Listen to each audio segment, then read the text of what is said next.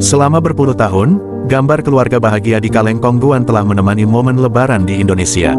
Sosok ibu dan anaknya yang hangat dan penuh nostalgia telah menjadi ikon hari raya, membangkitkan kenangan indah berkumpul bersama keluarga.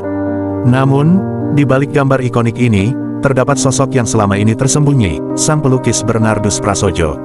Baru-baru ini, identitas Bernardus Prasojo terungkap setelah sang anak, Andreas Prasaja, membagikan potretnya di Twitter. Unggahan tersebut langsung menarik perhatian warganet, takjub dan terharu mengetahui sosok di balik gambar yang telah menemani masa kecil mereka.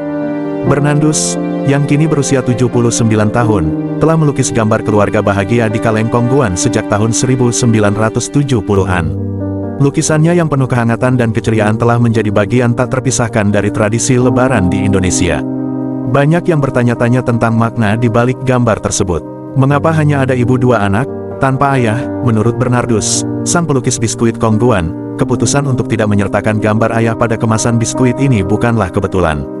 Strategi ini didasarkan pada asumsi bahwa kebanyakan pembeli produk Kongguan adalah ibu rumah tangga yang bertanggung jawab atas pembelian dan konsumsi makanan ringan di rumah. Dengan gambar tersebut, Kongguan berharap dapat membangun koneksi emosional yang lebih kuat dengan target pasar utamanya, yaitu ibu rumah tangga. Andreas Prasaja membagikan foto Bernardus dengan kaleng biskuit hasil dari desainnya. Sebenarnya, foto tersebut diunggah pada 2013. Akan tetapi, kini unggahan tersebut viral kembali di media sosial. Tak hanya Kongguan, rupanya Bernardus juga mendesain sejumlah produk lainnya yakni Nissin Wafers dan Monde Butter Cookies, Gandhi Steak Bakery dan sirup marjan. Kenalkan, ini ayah saya Bernardus Prasojo yang melukis gambar utek kaleng Kongguan, waferdel yang sudah tak ada, cuit Andreas, dikutip dari akun @prasaja. Update terbaru, Bernardus Prasojo, tahun 2024, usia beliau 74 tahun. Dengan dua karya beliau lainnya, yang Kongguan lagi abis hahaha. Karya lain, logo Gandhi Steak dan Sir Marjan, tulisnya. Lalu, ada pun salah satu netizen yang menyebut jika desain kaleng biskuit Kongguan meniru ilustrasi buku anak-anak berjudul Lady Bird karya Harry Wingfield. Andreas menjawab jika sang ayah mendapatkan inspirasi dari karya Norman Rockwell. Benar, waktu itu beliau mendapatkan order lewat gambar contoh di secarik kertas yang kurang jelas. Sehingga beliau perlu ambil inspirasi dari gambar-gambar Norman Rockwell supaya gambarnya bagus, ungkap Andreas. Tak jarang pula berseliweran di media sosial hingga grup WhatsApp yang sering dijadikan meme isi rengginang. Tak sedikit netizen mempertanyakan sang ayah yang tidak ada di gambar kaleng. Bernardus mendapatkan contoh gambar dari sebuah majalah. Bernardus juga mengikuti arahan yang diberikan pihak pemesanan gambar. Menurutnya, gambar yang sampai saat ini menghiasi kaleng tersebut tidak banyak berbeda dengan gambar contoh yang disodorkannya kepada perusahaan. Kongguan salah satu biskuit kaleng yang selalu menghiasi jamuan saat momen Lebaran di masyarakat Indonesia.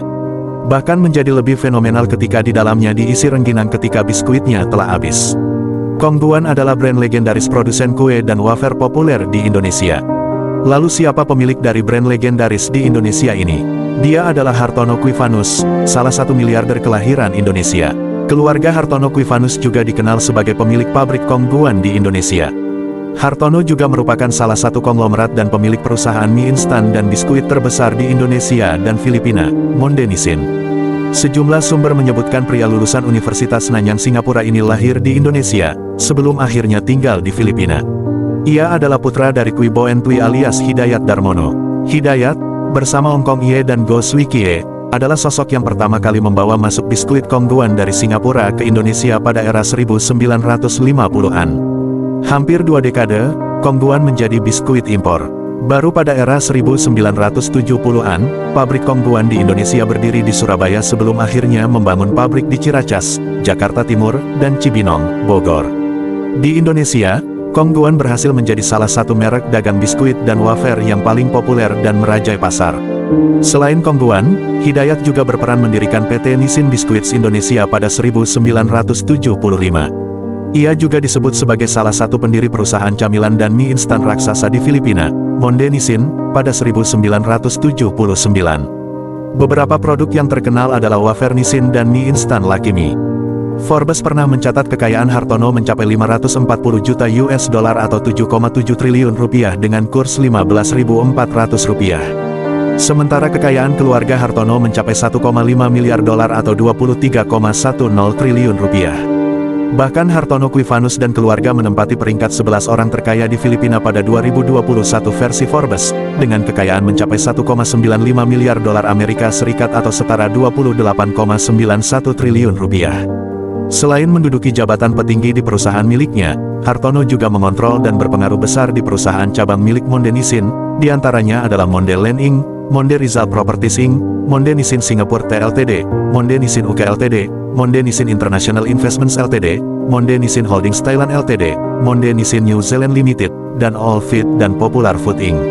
Sementara adiknya, Hudiono Quifanus juga menjabat sebagai presiden dan direktur di beberapa perusahaan grup yakni PT Nissin Biskuit dan PT Monde Makota, lalu direktur Monde Nissin Singapore Ltd, Monde Nissin International Investments Ltd, Monde Nissin Holdings Thailand Ltd, Monde Nissin New Zealand Limited, KBT International Holdings Inc., Monexco International Ltd, dan Monde Nissin Thailand Co Ltd.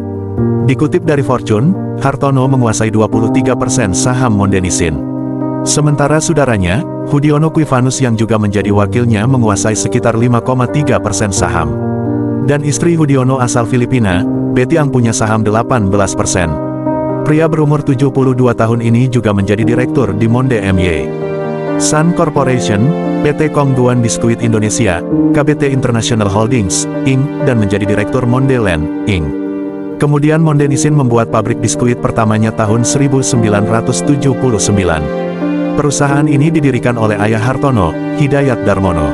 Di bawah kepemimpinan Hartono, Monde Nissin masih berjaya baik di Indonesia maupun di Filipina. Bahkan brand mie instan milik Nissin, Lucky Mie menguasai 68% pasar mie instan di Filipina.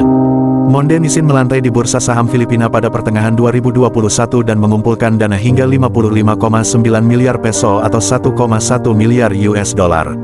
Ini merupakan IPO terbesar sepanjang sejarah Filipina. Demikianlah video ini, semoga bermanfaat.